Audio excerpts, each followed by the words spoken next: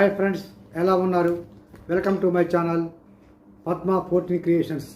Cut చేస్తే నేను మీ Lakshmi Prasad. Court ఒక హత్య కేసులో ప్రభుత్వం వారు సాక్షిగా ఒక 70 ఏళ్ల వృద్ధురాలు శ్రీమతి సూర్యకాంతం గారిని ప్రవేశపెట్టారు.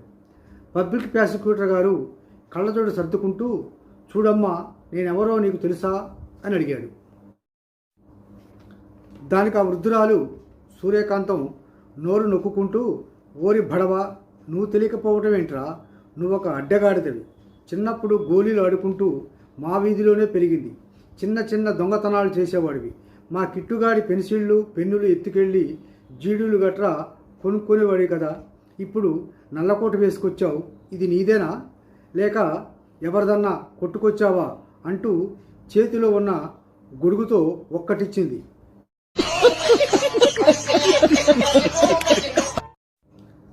పాపం పీపీ గారు, ఇది కోర్టు, అలా మాట్లాడకూడదు. అదిగో ఆ కూర్చున్నాడే, ఆ డిఫెన్స్ లాయర్ గారు తెలుసా అని అడిగాడు. సూర్యకాంతం, ఆ దొంగ సచ్చినుడు నాకు తెలియకపోవడం ఏంటి? ఆ విధవ నిక్కర్లు వేసుకున్నప్పటి నుండి తెలుసు.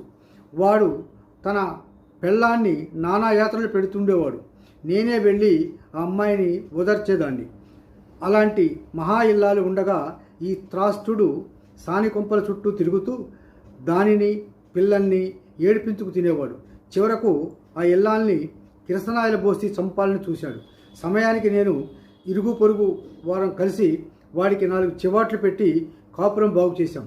ఆ అప్రాచ్యుడు ఇక్కడ తగలబడ్డాడేంటి అని నోరు నొక్కుంది.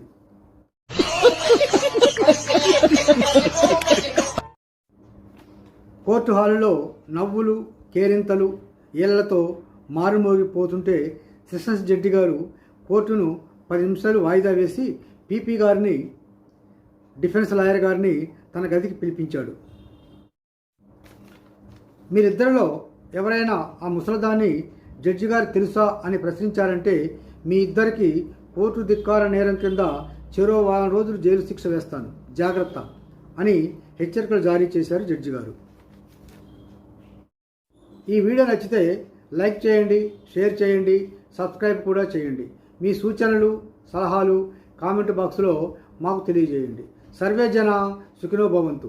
అందరూ బాగుండాలి, అందులో మనం ఉండాలి.